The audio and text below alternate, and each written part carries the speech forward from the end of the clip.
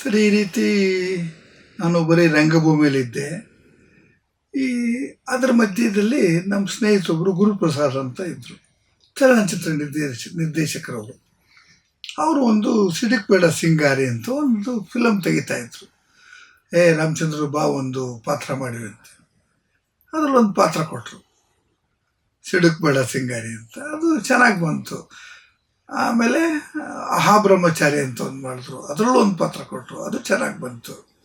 ಆಮೇಲೆ ಮೃತ್ಯುಂಜಯ ಅಂತ ಒಂದು ಚಿತ್ರ ಮಾಡಿದ್ರು. 3 ಚಿತ್ರದಲ್ಲೂ ಅವರು ಪಾತ್ರ ಕೊಟ್ಟರು, 3ರಲ್ಲಿ ಬಂತು. ಆದರೆ ರಂಗಭೂಮಿಗೂ ಚಿತ್ರಕ್ಕೂ ಚಲನಚಿತ್ರಕ್ಕೂ ಭಾರಿ ವ್ಯತ್ಯಾಸ ಇದೆ. ರಂಗಭೂಮಿನಲ್ಲಿ ಒಂದೇ ಅವರ ಪ್ರತಿಭೆನೆಲ್ಲ ಒಂದೇ ಸಲ ತೋರಿಸ್ಬೇಕಾಗುತ್ತೆ, ಅದರಲ್ಲಿ ಆ್ಯಕ್ಷನ್ನು ರಿಪೀಟ್ ಮಾಡೋಂಗಿಲ್ಲ.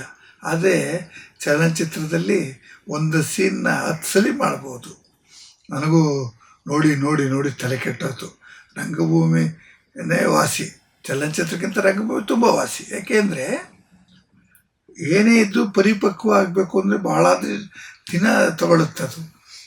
ಹಾಗಾಗಿ ರಂಗಭೂಮಿಗೂ ಚಲನಚಿತ್ರಕ್ಕೂ ಭಾಳ ನನಗೊಂದು ಎಲ್ಲ ವಿಭಿನ್ನವಾದ ಇದು ನೋಡ್ದಂಗಾಯಿತು. ಕ್ಷೇತ್ರ ಚಲನಚಿತ್ರದಲ್ಲಿ ಏನಿರ್ತದೆ, ರಂಗಭೂಮಿಯಲ್ಲಿ ಇರುತ್ತೆ ನೋಡ್ದಂಗಾಯಿತು, ಖುಷಿಯಾಯಿತು. ಅದರ ನಡುವೆ ನಾನು ಸುಮಾರು ಒಂದು 5-6 ಸೀರಿಯಲ್ ಕೂಡ ಮಾಡಿದೆ. ಶಕ್ತಿ, ರಂಗೋಲಿ, ಆಮೇಲೆ ಬಿಸಿಲು ಕುದುರೆ, ಈ ಥರದ್ದು ಒಂದು 5-6 ಇದು ಮಾಡಿದೆ. ಧಾರಾವಾಹಿಗಳು, ಟಿ ವಿ ಸೀರಿಯಲ್ ಆಯಿತು, ಫಿಲಮ್ ಆಯಿತು, ನಾಟಕ ಆಯಿತು.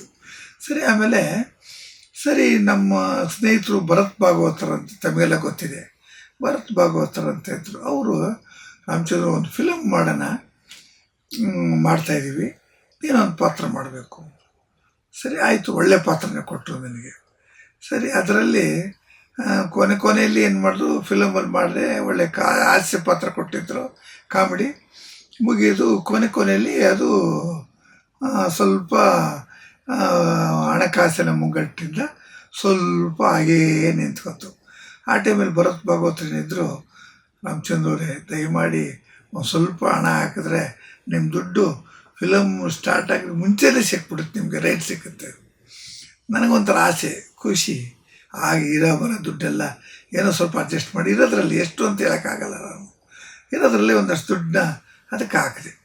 ಆ ದುಡ್ಡು ಹಾಕಿದ್ದೆಷ್ಟೋ ನನಗೆ ಗೊತ್ತಷ್ಟೇ, 10 ರೂಪಾಯಿ ವಾಪಸ್ ಬರಲಿಲ್ಲ. ಆದ್ದರಿಂದ ಫಿಲಮ್ಮು ನಿರ್ಮಾಣ ಇದೆಯಲ್ಲ, ನಿರ್ಮಾಣದಷ್ಟು ಬಹಳ ದುಸ್ಸಾಹಸ, ಅದು ಭಾಳ ಬೆಂಕಿಲಿ ಇದು ಮಾಡ್ದಂಗೆ ಅದು. ಆ ರೀತಿ ನಾನು ಅದರಲ್ಲೂ ನಿರ್ಮಾಣಕ್ಕೂ ಕೈ ಹಾಕಿ ಕೈ ಸುಟ್ಕೊಂಡು ಸವಾಸ ಬೇಡಪ್ಪ ಅಂತ ದೂರ. ಅವತ್ತು ಈಚೆಗೆ ಬಂದವನು ಇವತ್ತಿನವರೆಗೂ ನಿರ್ಮಾಣ, ಆಮೇಲೆ ಪ್ರೊಡ್ಯೂಸರು, ನೀವು ಯಾವುದಕ್ಕೂ ಕೈ ಹಾಕೋಕೆ ಹೋಗಲಿಲ್ಲ. ಫಿಲಮ್ ಮಾಡ್ತೀಯ, ಒಂದು ಪಾತ್ರ ಮಾಡ್ತೀನಿ ಅಷ್ಟೇ. ಯಾವುದಾದ್ರು ಸೀರಿಯಲ್ ಮಾಡ್ತೀಯಾ, ಮಾಡ್ತೀನಿ.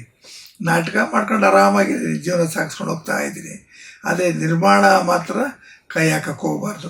ಕೈ ಹಾಕಿ ಸುಟ್ಕೊಂಡು ಭಾಳಷ್ಟು ಜನ ನೋಡಿದ್ದೀನಿ. ಅದರಲ್ಲಿ ನಾನೂ ಒಬ್ಬ ಒಂಚೂರು ಅಂತ ಹೇಳಿದ್ರೆ ತಪ್ಪಾಗಲಿಲ್ಲ. ಅವತ್ತಿಂದ ಇವತ್ತಿನವರೆಗೂ ಬರೀ ನಟನೆಗೆ ಮಾತ್ರ ಮೀಸಲಷ್ಟೇ ಹೊರತು ಬೇರೆ ಇನ್ನೊಂದಕ್ಕೆ ನಮಗೆ ಶೂಟ್ ಆಗಲ್ಲ ಅಂತ ತಿಳ್ಕೊಂಡು ಅವತ್ತಿಂದ ಈ ಪ್ರೊಡ್ಯೂಸರು ಅದು ಇದು ಯಾರ್ಯಾರೋ ಆಸೆ ಹುಟ್ಟಿಸ್ತಾರೆ. ನಿಮ್ಗೆ ಹಂಗೆ 10 ಲಕ್ಷ ಹಾಕ್ಬಿಡಿ, 50 ಲಕ್ಷ ಸಿಕ್ಕುತ್ತೆ, ಸಬ್ಸಿಡಿ ಸಿಕ್ಕುತ್ತೆ, 30 ಲಕ್ಷ ಅದು ಇದು ಅಂತಾರೆ. ಎಲ್ಲ ಸುಳ್ಳು.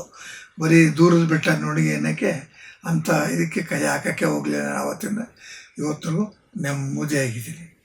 ಇದು ನಾನು ಆ ಚಲನಚಿತ್ರದಲ್ಲೂ ಕೂಡ ಪಡಬಾರದ ಪಾಡು ಬಿದ್ದಿದ್ದು ಒಂದು ಉದಾಹರಣೆ ಸಮೇತ ನಿಮ್ಮ ಮುಂದೆ ಹೇಳ್ತಾ ಇದೆ.